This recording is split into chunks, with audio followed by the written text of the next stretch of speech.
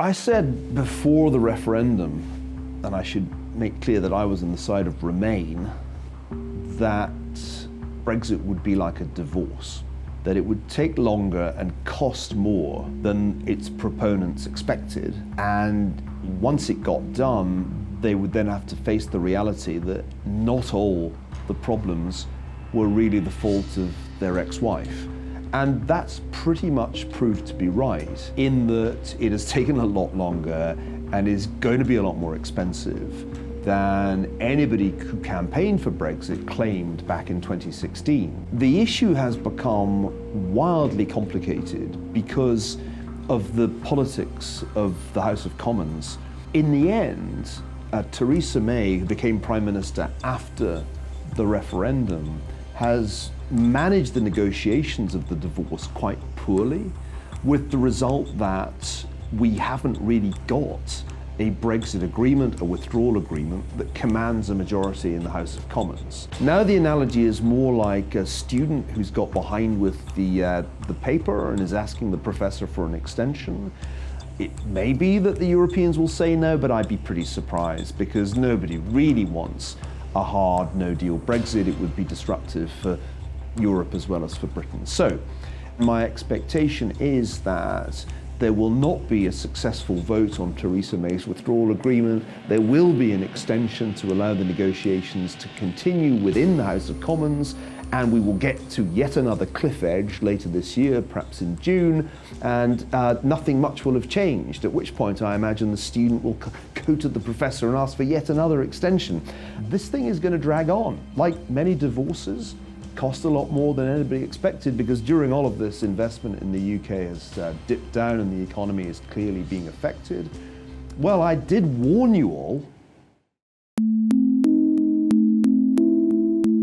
In 2011, I wrote a piece for the Wall Street Journal which correctly predicted that Grexit wouldn't happen, that Greece wouldn't leave the monetary union, but Brexit would, that Britain would leave the European Union. And the reason for that was that it's actually easier to leave the EU than it is to leave the euro.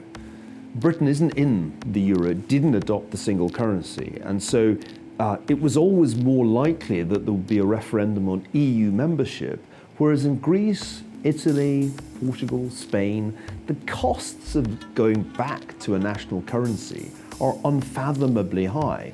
So I think the key point is that Brexit is sui generis, that there are very few other countries in a position to do what Britain has done. And it was a mistake to think that there would be contagion from Brexit. Actually, what happened was that almost immediately after the Brexit referendum, support for the EU went up. If anything, the sheer messiness of Brexit is acting as a deterrent, which I think is precisely what the Europeans wanted to happen, which is one reason they've played hardball with Britain all along. However, I don't think the future of the European Union is especially bright without Britain. The financial structure of the European Union is strange. It is a monetary union, but it has no fiscal union. That hasn't really been fixed, which means that the next financial crisis, when it comes along, will have very similar effects to the last one. It'll be very asymmetrical. It'll hurt Southern Europe, but not Northern Europe. Germany's been fine through the financial crisis. All the pain has been felt on the periphery, and that fundamental problem hasn't been fixed. Secondly, immigration is a far more problematic issue for Europe than it is for the United States. There aren't, in fact, large numbers of people coming across the US-Mexican border. There are large numbers of people who are coming or want to come across the Mediterranean from North Africa, from the Middle East, and even from South Asia. And the Europeans do not have a good answer to this problem. And the more this problem looms, the more national governments diverge from one another. So the real European disintegration is not taking the form of exits in which one country or another votes to leave. The real disintegration of Europe is coming because there is no European solution to the migration crisis, and that means that one country after another is going to go down the populist route. 10 years from now, when the divorce has finally gone through and Britain has left the European Union, we'll wonder what all the fuss was about, because we'll have left something that was essentially disintegrating. It'll be a little bit like getting a divorce and then your ex drops dead and you spend all that money on the divorce courts. If only you'd known how sick the ex was. The European Union is sick, and people don't really want to admit that, least of all in Brussels. 10 years from now, I think it will be a greatly weakened institution. It won't be dead, but it will be moribund. Is European integration like riding a bike? Are you fine as long as you keep going forward, but fall off when you stop? I'm inclined to think it's a bit like that. And now that integration has stopped, the process of disintegration will be really hard to resist.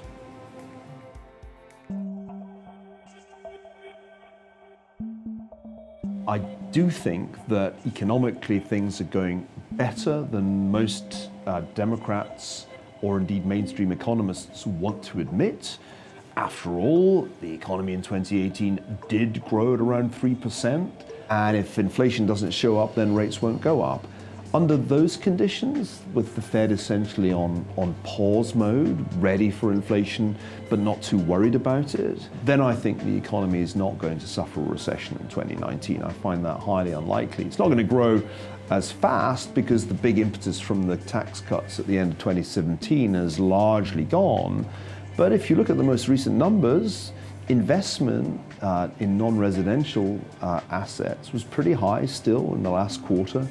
And that investment will in turn have consequences for productivity in 2019. So I guess standard view of many people, particularly towards the end of last year, was, terrible stuff is coming. There's going to be a recession because, well, gee, isn't it time for a recession? It's been ages since we had one. I think that kind of thinking was distinctly fuzzy when the economy was at full employment, but there was no inflation really in sight. If the Fed had continued to tighten into the first half of this year, I think we might well have ended up with a recession or at least a significant slowdown. But the Fed changed its mind big time in January. And I think this is a huge shift away from a rather formal model-based approach to monetary policy to one in which the Fed is just going to wait and see.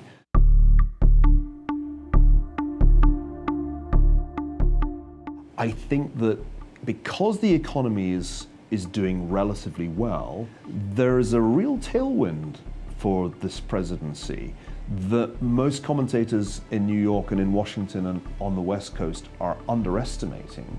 At the same time, what we see is the Democrats, as I mentioned before, lurching to the left with the Green New Deal and a bunch of other policies on tax that sound great if you're in, I don't know, New York City, but don't sound so great to the rest of the country. So my sense is that 2019 is going to be a very, very misleading year, and it's going to incline many people to expect Trump to be a one-term president and there to be a left-leaning, potentially female candidate winning in 2020. I don't think that's going to happen.